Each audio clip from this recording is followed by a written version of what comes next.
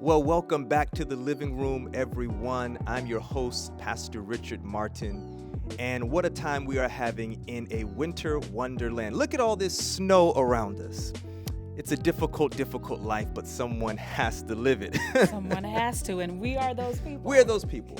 Just the torture, the sweet torture of this beautiful island of Bermuda. In all seriousness, it's good to have one of my favorite persons and favorite pastors here with us in the living room. We go way back before either of us were pastors. I think even further back than when either of us was in seminary. Yeah. And currently, she is the pastor of the new Life Seventh-day Adventist Church in Gaithersburg, Maryland.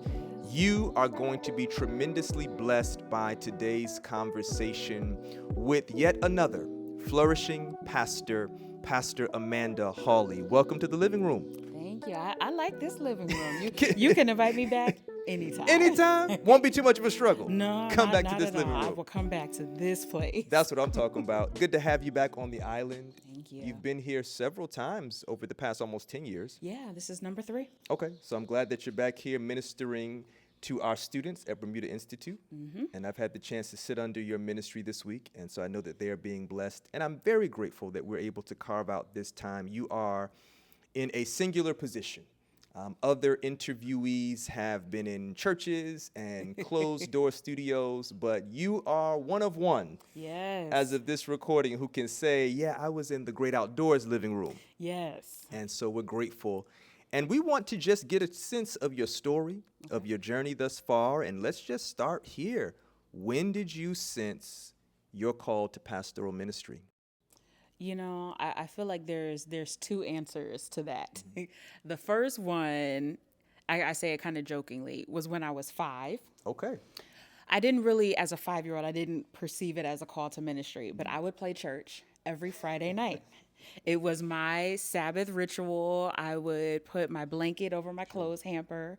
My grandmother had given me a keyboard. I put my keyboard on top of the altar. Yeah. I would line up all my Care Bears, and I would reenact every aspect of church, from the announcements to the music to offering to the sermon.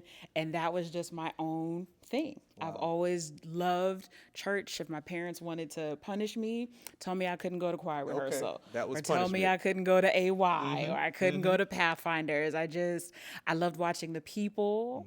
There was a lot of unspoken things that took place at church. Sure. And I was that kid with the invisible bag of popcorn, just eating it all up, watching the feuds between people. Sure. So I've always loved church, but it didn't, formulate in my mind as a calling. But I can definitely see throughout my life, there were times where God was giving hints to that, but not a flat out, this is what I want you to do. Sure. The official call came many years later when I was about 26, 27 years old. And I was talking with my mom in our living room one Sabbath evening and was frustrated. This was after I had failed my comprehensive exam for a master's in clinical psychology degree. Wow. And just feeling like Humpty Dumpty, pieces everywhere, and just how do I put it back together again? And very casually, I was like, I just want a job that puts my love for people, my love for God, and my ability to, organize things and, be creative. Yeah. Like, what job puts all of those things together? Yeah. And I said, Mommy, if I was a pastor, I could do all those things. And as soon as that sentence came out of my mouth, conviction set in, and it was a blessing because my mother was right there with me. So it's almost like God convicted both of us, like knowing I would need the assurance of like, my mom sees this too. And then we start hollering and she's like, Mandy, that's it. Wow. That's it. God wants you to be a pastor. That's it. And I'm like, me, and my dad is a minister. Yep. He's a prison chaplain. He served for 30 years in the Ohio Department of Corrections. I feel like he knew all along. But the only thing, because he had this twinkle in his eye, you know how dads are when they know something that they just, they're not going to tell us. For sure. And so he just kind of had this twinkle, and I looked at him. I said, you knew. He said, it wasn't for me to tell you. Ooh, come on, Dad. He said, God had to, he's like, I had hunches. Yeah. later he told me, he's like, I saw the calling on you. I saw a calling on you, Sure. but I didn't know how it was going to manifest. He said that was between you and the Lord. And so after that, I called Dr. Hyveth Williams. She's, good friends with my family. She was in my parents' wedding. Sure. So, I called Auntie Hyveth, and she said, come on up to Andrews. And then I enrolled in seminary, and the rest is history, so to say. It's interesting, I think sometimes people feel as though our pathways to pastoral ministry began early in childhood. We accepted at that 5-year-old mark. Right. And then it's just been a kind of waiting, building game until we were able to be formally trained, et cetera, et cetera. Yeah. But your transition, I love how you said it came really in the shadows of brokenness. Yeah. I was pursuing a certain pathway with intelligence, with intentionality. And my mind just went everywhere. You and your mother together. So here's the one who's been there from the beginning. From the beginning. And now she's able to be there in this very critical discernment moment. And it would have been meaningful if it was just you by yourself. But to have her there as a witness, you know, that's a dynamic experience that I think has a kind of soul imprint on both of you, you know. And then I love your dad, man. Like, it wasn't for me to tell. I'm your father, but there is a father above this father. Exactly. And he was like, God had to reveal it to you. And I'm like, because my dad is that kind of man. Like, because he also, my dad, he has like he knows, it's so funny. He would tell us growing up, he was like, such and such is pregnant. Sure. And we were like, no way. And like, 2-3 months later, it's like he would just, I really think, that God has definitely spoken to my father prophetically. So there are times where it's like, I know he knows things, but until God tells him to open his mouth, it's sealed. It's sealed. And so that was just one of those things where he's like, he knows when to speak and when not to speak. Yeah. And, I know I'm kind of jumping ahead a little bit, but that's something that he has helped me as a pastor, and in my ministry to know that there is a time and a place, to say things and to not say things. And God is the author, the orchestrator of time. His timing is best. And so that was definitely one of those moments where if my dad had said something, I would have rejected it. And of course, who knows that other than my dad? Yeah, he knows me. Yeah. So he's like, God had to reveal it to me, and my mom had to be there to help give it validity for me. Yeah, because I think even if I had that moment alone, I would have thought it was just a weird, just a weird, What did I eat last night? Yeah, I had ice cream before I went to sleep, or what was it? Ellen White says, don't eat before you go to sleep. I have weird dreams or something. I would have, totally like glossed over it, but with my mom being present, it added that accountability of like, you're not crazy. You heard what you heard. Yeah. And I was just blown away. I'm still blown away, honestly. And I hope that feeling never leaves us, to have that sense of awe and wonder at how he brings the components of the call together. In fact, I do recall this was, I guess, after that, but before seminary, we were at another mutual pastor's house, Joel Johnson. And I remember distinctly, it was like a games night, but you guys probably talked most of that evening while everyone else was playing games. And I, in passing, said, man, they're in deep conversation. And I do believe, if my memory serves me correctly, that was the first time you shared with me, like, Rich, I think I'm going to seminary.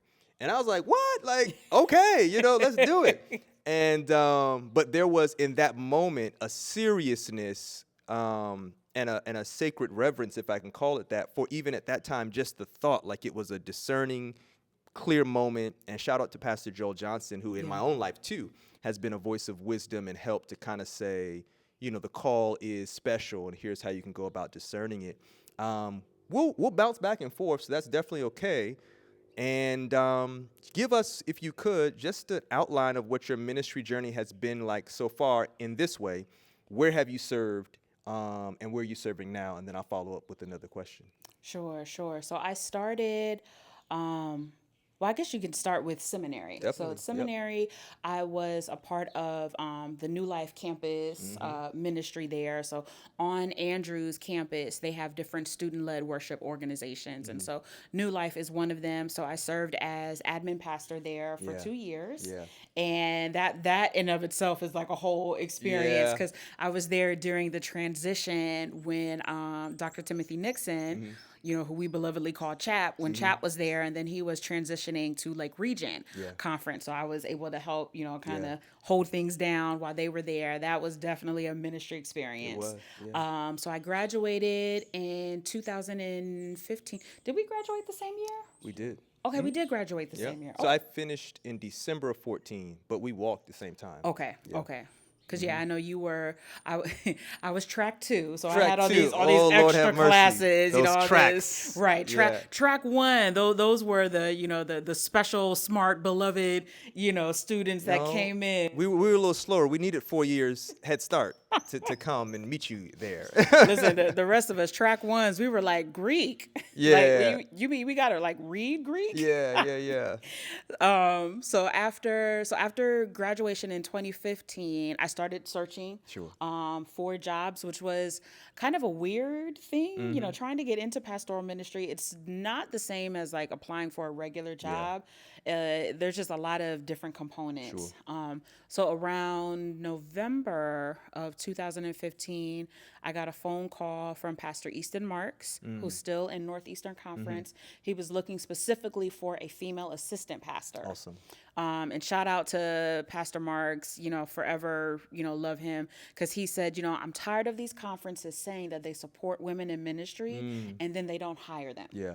So once he knew he needed an assistant, he's like, I'm going to use my sphere and my influence to do what I can to truly support women in ministry by making sure that one is hired. Yeah. So I went through that process, and so I was the second female pastor hired by Northeastern Conference. Come on now. Did not realize how much trailblazing I was really doing until that moment. Yeah. So I realized, I'm like, so how many female pastors are there? And they were like, there's one. It was like, let me see, and like, you. Right. I'm like, so I'm number 2. And they're like, yes, we're moving up now. And I'm like, oh my goodness. Okay. So I was the second female pastor hired by Northeastern Conference, and I served at Kingsborough Temple as assistant pastor for 5 years. So I was with them through the pandemic, and that whole experience of pastoring at Kingsborough was really just an eye-opening experience to pastoral ministry, and filled with good times and some really difficult times, to be transparent. But definitely a learning experience. So I was there for 5 years. Then I transitioned to Connecticut, still in Northeastern Conference. I was the pastor of the Breath of Life Fellowship Mission. So talk about from one extreme to the other. So I go from, Kingsborough Temple, $1 million tithe church, one of the largest churches in Northeastern, everybody in Northeastern knows about Kingsborough. And outside of, Northeastern, everybody knows Kingsborough. And then to go from that to this tiny, mission, which I loved. Oh, wonderful, wonderful people. Yeah. So I served there in Connecticut for 3 years. And then got the call to go to Allegheny East. And so now I made that transition last year in the summer. So I started in August of 2024, and now I'm pastoring New Life in Gaithersburg, Maryland. Awesome. Thank you for that, giving us an overview of how much pastoral ministry and how much life and transition can take place in a decade of living. I know sometimes for me, I blink and it feels like yesterday that we were at seminary, but you're like, no, you've lived in 3 different states and now you're in a different country. You know what I mean? Right. And a lot of experiences gained in those transitions and in the trenches, as it were. Let me just say this before we go on. I want to go back to that seminary post.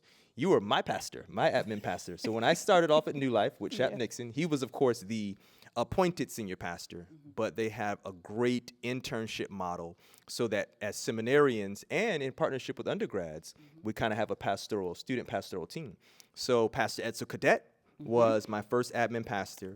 And shout out to Edsel, just celebrated a birthday. Yes, happy belated. Happy belated, my brother. And then you served as our admin pastor. And when I say the emotional intelligence, the humility and teachability, but also, as you mentioned, I think a lot of your gifting includes that ability to organize and to galvanize and to assert, here's what needs to get done, while kind of being in a key second chair post. Chap is still Chap, right? Yeah. And he still has both his personality and his desires of what's done. And then to facilitate those transitions. And I'm just thinking about this as we're talking about it. That's also been a part of your ministry journey.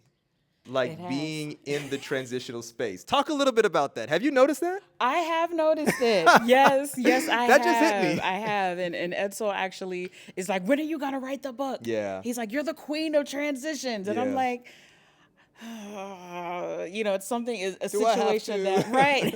Right. Do I have to? So yes. So major transition at Andrews because Chaplain Nixon had been serving 15 plus years, I think 10 plus years, yeah. Like a long time. He'd been there for a long time. And so he was transitioning out. And I think Japheth was transitioning out around that time as well. He was. So the Office of Spiritual Life was really, just going through a significant transition, losing two individuals who had been there for several years. Yeah. And so we had, new chaplains coming in. They were still looking for a chaplain to replace Dr. Nixon. And so there was this kind of what's going to happen to new. That's right. And Adrian and Leilani Langdon. There was a lot going on. They were moving on as well. A lot going on. And so everyone's wondering, who's going to direct DMC, Deliverance Mass Choir, who's going to run New Life, who's going to be at the chaplain. So everything was just, it just felt like that snow globe was just shaking and all the little particles are swirling everywhere. And so I was able to help bring consistency there and, make sure that, the choir was still intact, that New Life still had services. We had a place and it was scary. It was. I remember that. I'm not going to lie. I was just kind of like, okay, I knew what to do. And, like, I don't say this vainly or even like flippantly, but like truly in James, when it says, ask God and believe and he will give you the wisdom that you need, like that's real. Because there were a lot of times where myself and I'm forgetting her name. She was the head chaplain who replaced Japheth. I see her face. I do too. It'll come. But anyways, the new senior chaplain, we would have meetings every week and we would pray because she's figuring all of this out as well. You know, so both of us are kind of in this place of having to take on new leadership and figure it out together and, keep all these ministries going. The new school year is starting. We got students coming in and, if New Life falls apart, then that's going to affect the seminary because there's internship opportunities there. And so we got to keep that going and just all of these things. And we would come together and we would pray. Yeah. Like, Lord, give us, show us the next step. Show us what to do. And so that's real. So that transition, then fast forward to Kingsborough, Pastor Marks and I served together for 1 year. Okay. So that's all. Yep, just 1 year. Why it feels longer? Because it was my first year, so it just seemed like forever. But we served for 1 year. By January, we started in January 2016. By January 2017, he had been reassigned, and they gave us Pastor Alphonse Sinclair. Okay. He served for about 6 months, and then they transitioned and gave him a new assignment. Okay. So that was, by the fall of 2017, then Greg Nelson came. Sure. He was there from the fall of 2017 until the fall of 2019. Sure.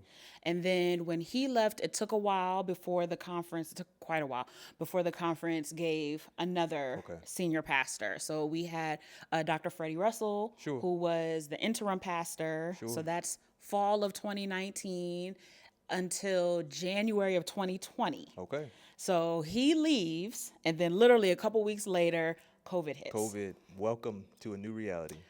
A brand new reality. Yeah. And so at this point, and there were a lot of things that were going on behind the scenes. The church, really had some major division that was going on and, just trying to get everybody focused back on the same page, having to do a lot of healing and trying to get all that together. And so Dr. Freddie Russell, he was great. Yeah. I wept when he left because I was like, I need you to stay here for me. And he was like, Amanda, you got it, until the next pastor comes, like, you can handle it. You can do it. I'm only only a phone call away. Yeah. Because I literally was like that kid, like, don't leave me. That's don't real. leave me, please. That's I'm real. scared. Don't leave me. But, he encouraged me, and then COVID hit. Yeah. And that changed everything. Yeah. And so it was quite an experience, to have a church that is arguing and fighting, and then a national crisis happens, Sure. and then everybody loved what I said. Yeah. Everyone was like, "Pastor, lead us."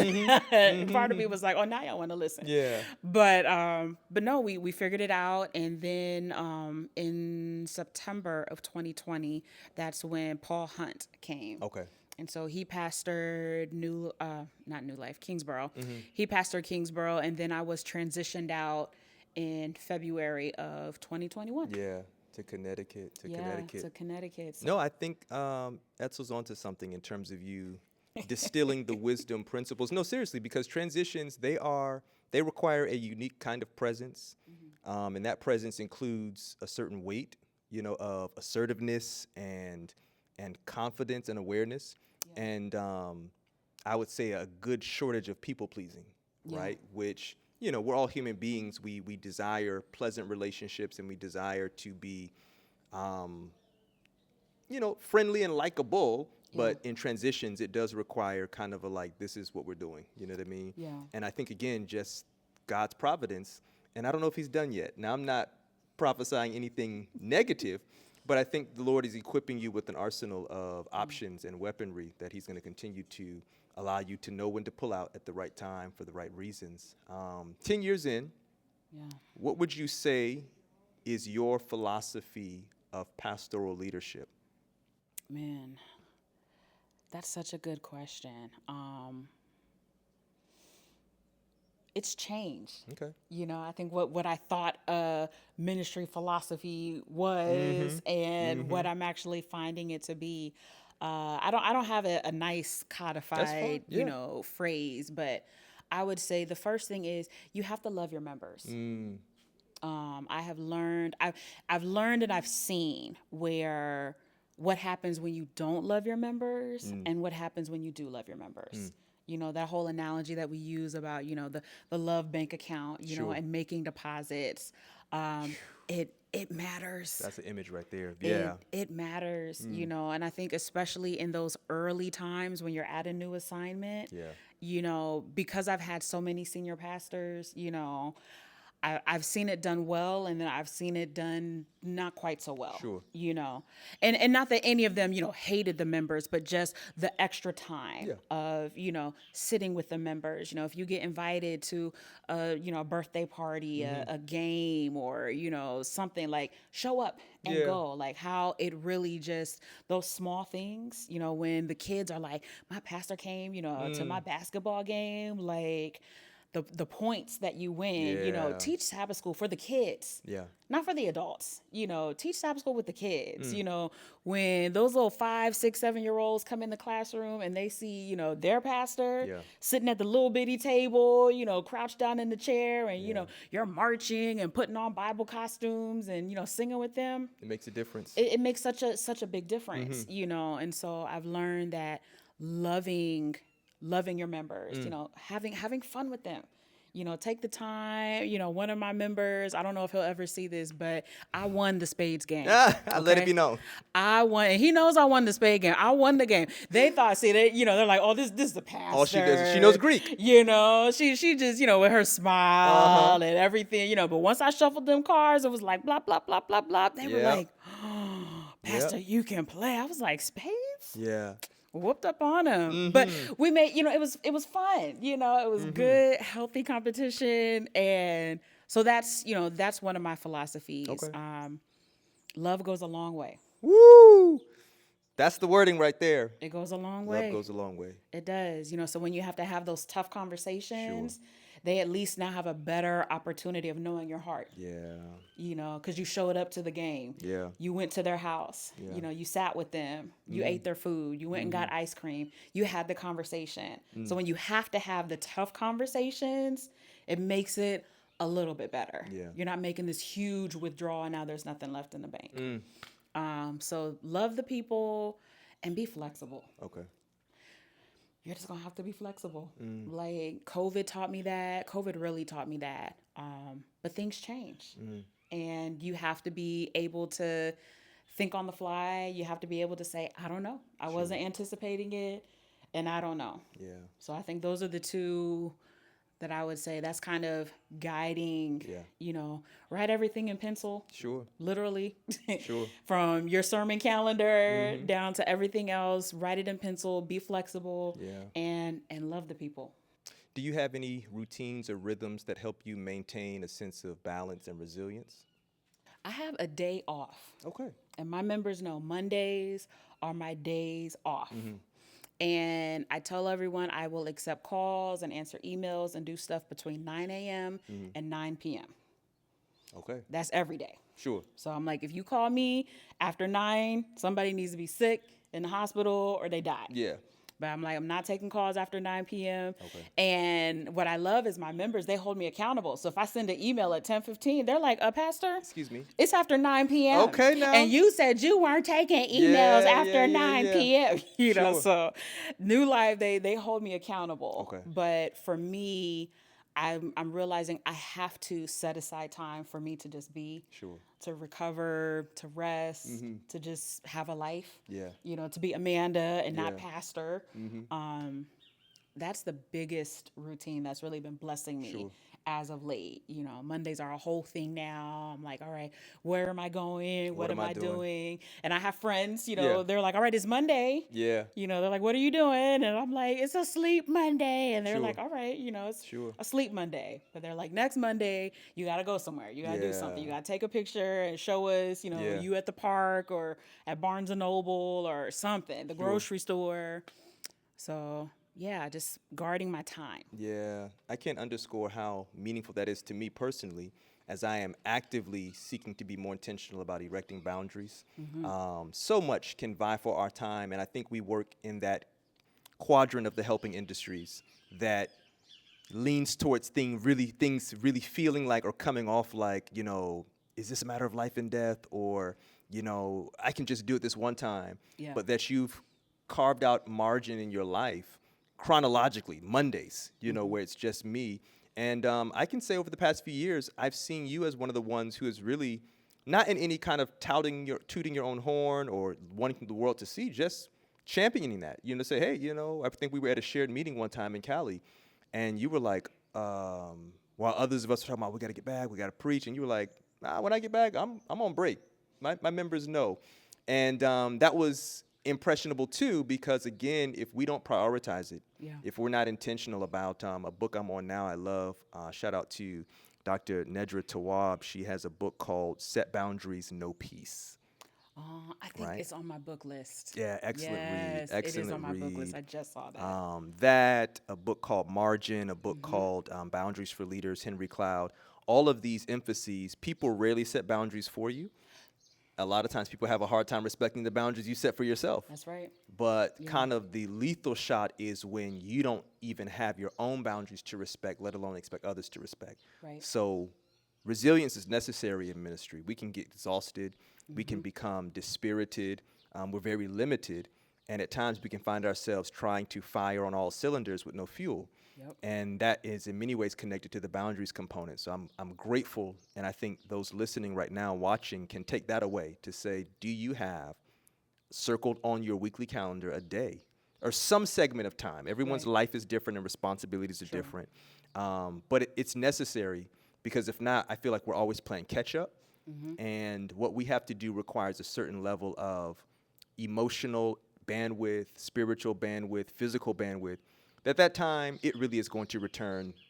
The ROI is going to be there. Yeah. You know what I mean? And I just want to add to that. I remember Dr. Schmidt, one of the things that really stood out in my mind in seminary, he gave us the analogy of, your member's house is on fire. Or no, not on fire. Someone has passed. Yeah. They're like, and your elder gets there. You're not able to be there, for whatever reason. Your elders go and pray. Sure. He said, is that a failure on you as a pastor? And a lot of people in the class were like, yes, the pastor should have been there. And he said, no, it's not. He said, pastors don't have to be everywhere at all times. Come on now. And Yeah. I remember that sticking because that just gave me so much freedom. Sure. Because I'm like, no, like we have to be everywhere. And he's like, it's impossible. Sure. He's like, we have to teach our members that elders can come and pray. Even if another church member comes and pray, like, there's nothing extra special about your prayer, my Sure. prayer. Of course, as a pastor, you'll go and you'll Yeah. show up, whatever, whenever you're able. But he's like, we cannot lead in such a way where we're the only ones who can go to the Yeah. hospital and pray. Yeah. We're the only ones who can go to the house and pray. We're the only ones who can make that decision. Sure. And I think that adds to that burnout. So I'm learning, and it's taken me years, because I just made those boundaries solid last year when I started at New Life. Sure. So I'm like, it's brand new for me too. And, Yeah. and there are times where I still feel, but my members, they hold me accountable. That which tug I'm is grateful. real. But yeah, I'm learning that it empowers my leaders to lead. Yeah. To let them know, one, I trust you. Yeah. And it does lighten the load. Sure. So I'm able to really focus on some other things, and I don't have to worry about, what's happening with this ministry and that ministry. My elders are there. Yeah. My leader has it. And if they need to, bring me in, Yeah. then I'll come in, but handle it. Sure. We often hear people talk about the growth areas that they're investing in to kind of raise the waterline in some area of weakness or area of growth, to become more well-rounded. And I think that has its place. But what I want to focus on is, what strength in leadership do you have that you're currently strengthening? I am working on my administration. Okay. So I want to be more savvy, particularly with church finances. So really vision casting Sure. financially, like how do we take, the money that God has blessed us. Yeah. And we get to the place where, okay, we're meeting our budget, Sure. but we have extra. Yeah. So how can we grow that? Thinking of the parable of the talents, what can we do financially to increase Sure. what the church has so we can be more of a bigger blessing, Okay. looking at, doesn't mean, buying property or other things. So I'm beginning to research church finances, Okay. particularly. And then, of course, I'm always looking at how to Yeah. lead the team and structure and preaching. Sure. I'm trying to Sure. work on I'm so Work- glad you mentioned preaching. work on trying to work on my preaching. I wanna get better. Yeah. Notice the question, everybody, was what strengths is she strengthening? And both of those areas she is strong in. And no, in all seriousness, we have been intentional about wanting to invite that, because I think there is something to strength-based awareness and leadership, right? At times our strength can be neglected for the good work of saying, okay, I know these are some areas, but let's be honest. I mean, really and truly, God has given us gifting, Yeah. and we can grow them. And so she has the 5 talents of administration and of preaching, and she's growing them, right?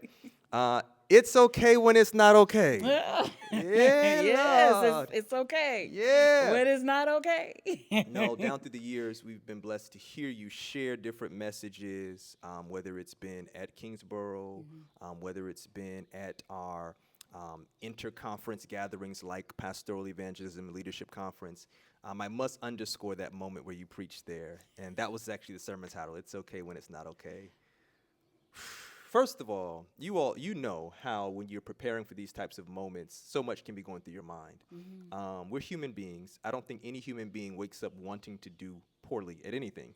So you want to do well, you want to prepare, and we generally find out that that assignment has come like a year before you actually have to do it. Right. So depending on how you manage it, it can be like just 12 months of like, Torture. I gotta speak. Right. But from the moment you walked up there, it was clear that there was a settledness in your spirit, at least as far as we could perceive from the congregational standpoint of what the Lord had given you to say. If you could, briefly, just tell us, like, was that your experience when you walked up there? Were you settled? You know what I mean? Did you kind of have that confidence? Like, yeah, God has given me something to say today.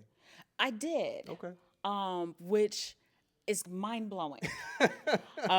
Because, days before, a week before, I was not feeling that way. Sure. It's the, Lord, God, if you can take this cup away from me, Yeah. just nerves and being frustrated. And, I feel like I did some smart things for me. Okay. So one of the things that I did Sunday night, I waited until, most people were out of the sanctuary, and I went up on the stage and I stood there. Because that stage is massive. It is huge. And the church is huge. And I'm like, I just need to kind of get my mind right. Yeah. Of like, this is where we're going to be standing and there's going to be people, so just kind of using my imagination. So at least, because you're going to be nervous. Yeah. Like, of course I was nervous, but I just needed to like be in the space. Yeah, ground yourself. Be on the stage. And I'm like, I don't know if anybody else has ever done that. But it worked for me. Okay. It just kind of helped me like, okay, kind of put my hands on the desk and, just kind of walked around and, then they were like, we're logging up the church. Yeah. But you got it in. Right. But I was able to get it in. Sure. But by the day of, this peace just came over me and I was actually more excited. Not from like, oh, I'm going to kill it. But I'm just like, Lord, you gave me a good word. Yeah. Like, because we all know this as pastors. There are times where it's like, okay, when you see something smart and you do something clever. And then there are times where God revealed it to you. And I'm like, God, you revealed this spin to me. Yeah. And I know how much of a blessing it is to me. So by the day of, I was just like, it was almost like I'm ready to do it. Like pick me, coach. Yeah. Like I've been practicing and I did, I practiced my sermon. I preached it in front of some colleagues from beginning to end. I recorded myself, I asked for their feedback and I'm like, be honest, don't give me all these, oh, it was good. I'm like, no, if this was trash, let me be know. like, this was trash. Be like, this transition was horrible. This example doesn't make sense. Sure. Like, tell me. And they gave me some real feedback and I just kept working on it little by little. And I just prayed. Yeah. Cause I was just like, I just didn't want to flop. Sure. Because for me, to be honest, I don't consider myself a great preacher. Like I'm realizing it is my strength, but for so many years when I was at Kingsborough, I hated preaching. Okay. Because Kingsborough, like you have the best of the best coming through. I mean, for 2.5 years, I'm with the Gregory Nelson. Yeah. That man could get people to come to Jesus preaching about a peanut butter and jelly sandwich. Sing his own appeal. All of it. All of it.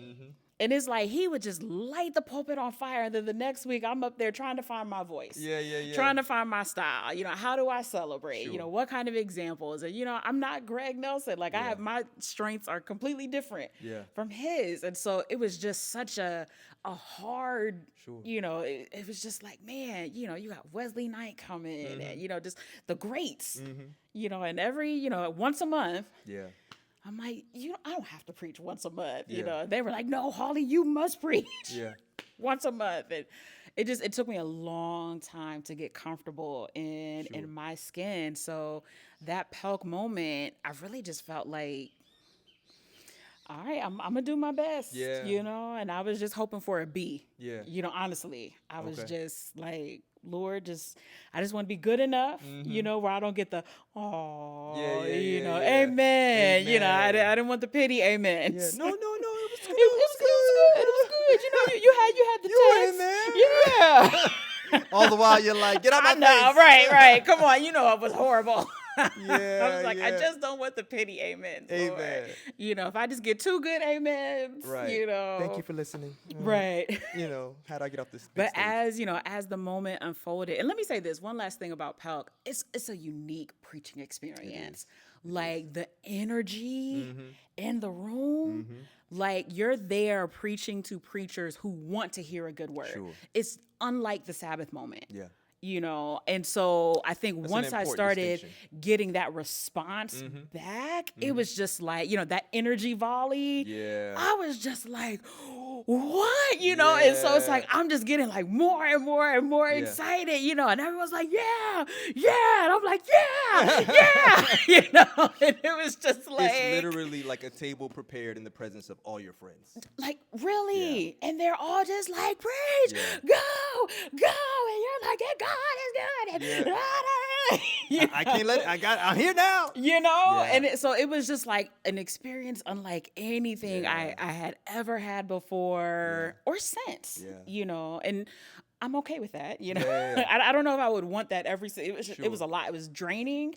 Afterwards. But it was something. It's an important distinction to make because it was literally a homiletical masterclass on top of that, it was something that I think was liberating for us to hear, because the message from title to thesis to illustration to close was something that pastors in particular, as you mentioned, the context is unique, needed to hear, because it was kind of like the gospel we give, but we never receive. Yeah. We tell people these things, but Right. we don't give that same grace, let alone accept it on a regular basis. Say, listen, everything's not always going to be okay. And that wasn't too long after COVID. Things were just kind of opening back up. Exactly. It might have been the first or second time we were back in the sanctuary, if I can recall correctly. It was, I think, the second time. Yeah. It was 22. So we were still really kind of building back up that in-person presence, and COVID shook a lot of us, and so that message was Rhema word, man, and but still, to round it off, those types of moments in terms of its euphoria don't have to be the standard for our experiences in terms of more consistent week-to-week pastoral preaching. Right. Because very often the messages and the people and the context call for no less preparation, no less prayerfulness, no less intentionality or excitement or dependence on God, but at the same time, a very real awareness of that you're not in a room full of preachers. You know what I mean? Right. And I'm learning that here. It's a different culture, different context. There is call and response. It's not nearly as, it's just different. It's different here. But the impact that you can get a sense of comes in different ways. Yeah. You know what I mean? And so I'm thankful that that's a strength God is continuing to allow you to work on in different ways and in a new space, right? You've gone from Northeastern, which conference-wide and in the specific places where you pastored, I do think preaching is shaped in context geographically to a great degree. But now you're in a different place. Yeah. And that, too, is going to continue to enhance and shape and mold you. Let me ask you this. In our friend circles intersect in a way where I wouldn't say that we lean so far left or so far right in the sense of like we're so heavenly minded, we're no earthly good. You have a sense both of the church setting and the culture setting. And how do you see the intersection of church and culture? Man, I used to feel that they were circles that overlapped, but now I almost feel like they're the same circle. I think that we like to tease apart, culture and the church, but I'm realizing, the church doesn't exist in a vacuum. Okay. So literally what is happening in the day-to-day world is happening for the members in the church. So thus it is happening in the church. Yeah, that's real. So I'm really beginning to look at it as, I don't think they're as different as we thought they were, so it's challenging me to look at my sermons differently. Yeah. It's challenging me to pastor and shepherd my church differently. Right now in the States, we're doing a boycott. Yeah. And I was excited because I felt this was the most comfortable I felt as a pastor to actually call for that kind of action from my members, and most of them were like, so we're boycotting Target and Walmart right now.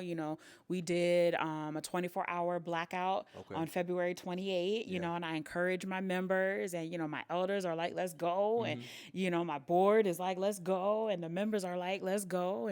But then I also have other members who are struggling with it. They were like, Pastor, you're so political.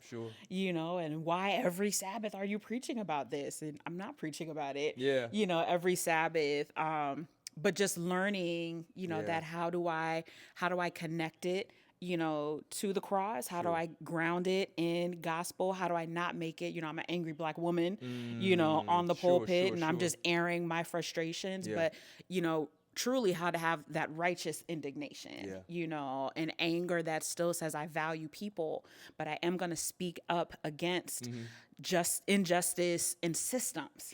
Because that's what I'm really trying to get my people to see. I'm like, there's systems. So anyways, trying not to tangent. No, I'm with you. But I'm seeing that they're really, I'm challenging myself to not see so much of a difference. Okay.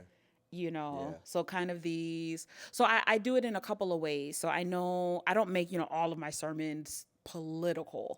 But I'm learning the power of a pastoral statement and remark. So like with the boycott, I didn't preach a whole sermon on boycotting. Sure. I'm like, where in scripture, do I find boycotting? Yeah. And, I mean, I could do it. Sure. Many pastors have done it.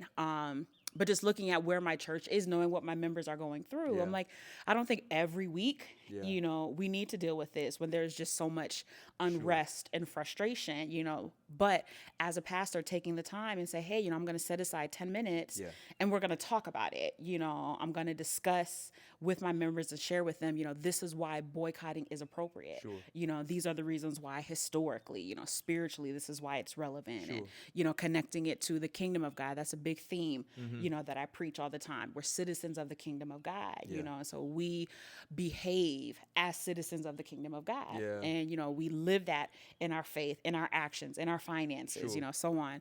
So talking about that and then, pivoting into, this is the preach word. Yeah. So I'm still able to give something that's not necessarily culturally or politically focused, Sure. but as the pastor, I did address it in church. Yeah. Yeah. And so I'm growing in that, Sure. It's where that flexibility, is coming Yeah. in of like, okay, this seems to be, a good balance for now. Some sermons, we just went through Black History Month. So, Sure. I was extra blackity black, dressed in a full blown Black Yeah, Panther yeah, beret yeah, and yeah. everything. And they Sure. were like, really, Pastor? Sure. I was like, this is who I am. Okay. Yeah. This Yeah. is who I am. And so, of course, we had our culture wars. We had an Yeah. international day, and Yeah. so I made sure the American table, had to come up. In the Sure. past couple of years, they'd been weak. Sure. We had the Jamaicans like, oh, are you guys bringing hot dogs and Oh, spaghetti? that's how they want to go. Listen, so we had to represent.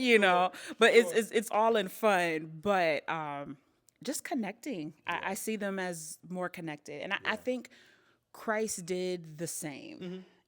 Very similar. Mm-hmm. That's real. That's helpful. I think for a lot of reasons, you're right. Historically, I think we've created a chasm at times between the two. Yeah. And then over the years, there's been more of an appeal for kind of overlap. But that prism allows me to rethink it a lot in a healthy way, because it doesn't necessarily mean a bad thing for the church and its ministry and its mission to think, listen, what's going on out there is going on in here. It's impacting your members.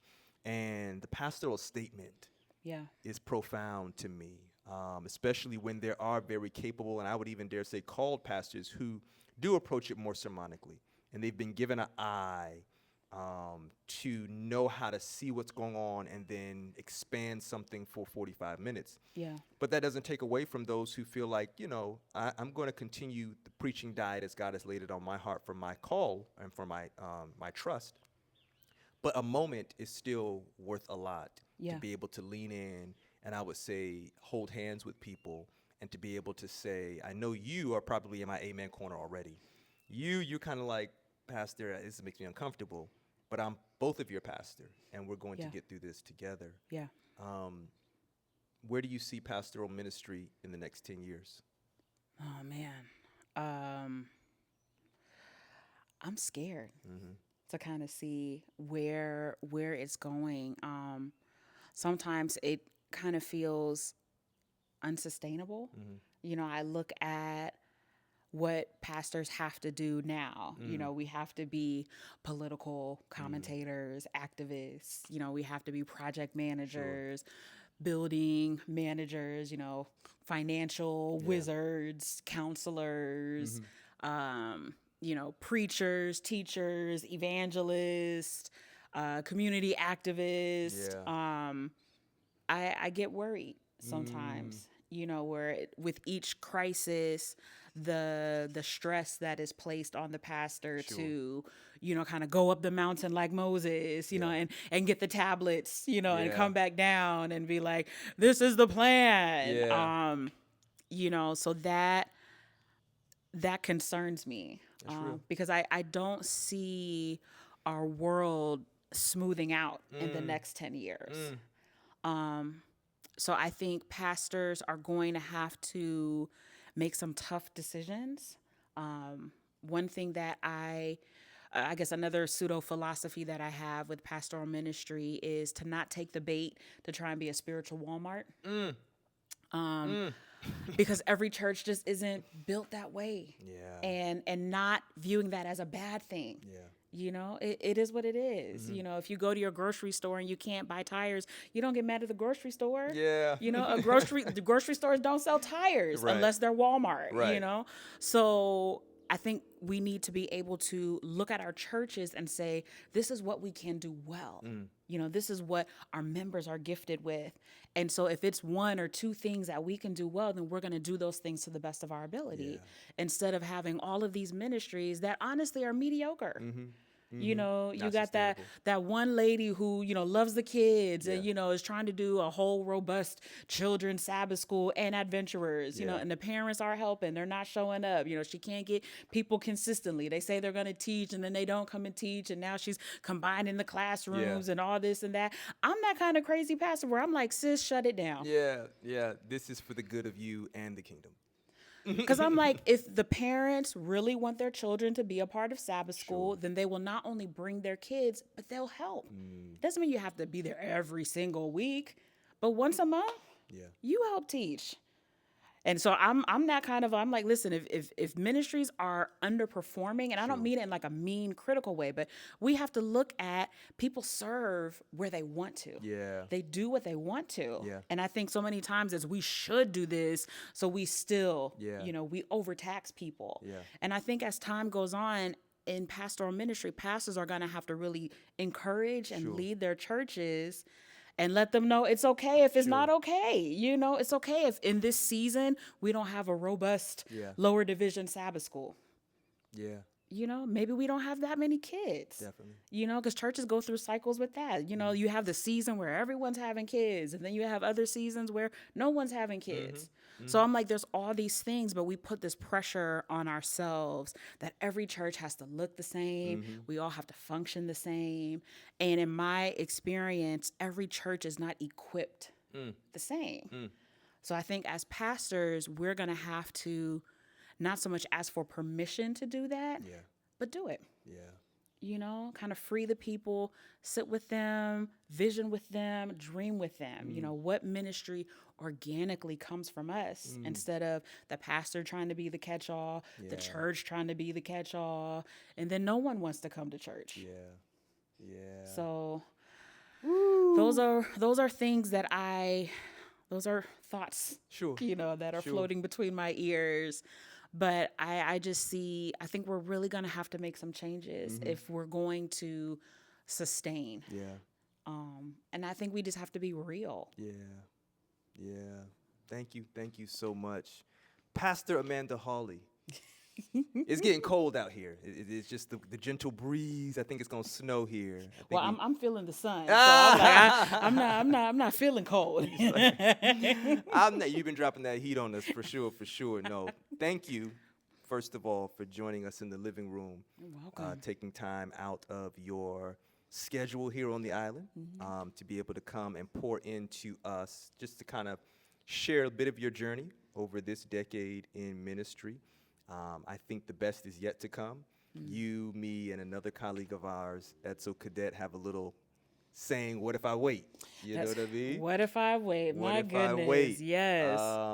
And so I think that the more we trust in the waiting, the Lord will continue to show how everything was always preparation. Yeah. And I'm excited to see what's next. I've been blessed to see what is and what has been, and that you've been able to share. As we wrap up, maybe there's someone who is discerning their own call to ministry right now. Maybe they're in the early stages of their ministry, 1-2 years in. I just want to leave these final words with you before I wrap. What would you say to them? One, take it one day at a time. You know, being called to ministry, it's like building a house. You know, it's not built in one day. You don't put the walls, the roof up in one day, you know, wherever you are. If you're in seminary, focus on seminary.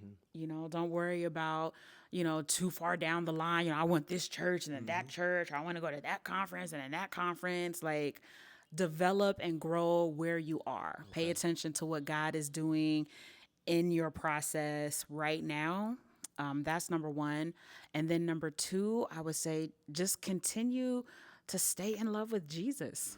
Like, seriously, because there's so many things that will distract you from that. You know, the politics, the who knows who, the, you know, I'm trying to get here, I'm trying to go there. I need this preaching assignment to get exposure, or, you know, I need to practice so I can preach better than this person. And, you know, so this one can know me and that one can know me and all this and that, you know, and, you know, it is what it is. But don't get caught up in all of that so much that you miss the heart of the calling. That this perfect God has called you and me and you, broken, flawed individuals, and says, not only have I called you, but I will train you, I will equip you, and I will strengthen you with my spirit to tell people the good news of the gospel. Like, keep that as your bedrock, your foundation, and you'll be all right. Listen, everyone, thank you for joining us in this wonderful, inspiring conversation in the living room. Our special guest today is Pastor Amanda Hawley, the senior pastor of the New Life Seventh-day Adventist Church in Gaithersburg, Maryland. We are trusting that you will subscribe to the channel, share with others so that they can be blessed as they go in their life, leadership, and love journeys. Until next time, I'm Pastor Richard Martin. God bless you, and we'll see you in the living room next time. Peace.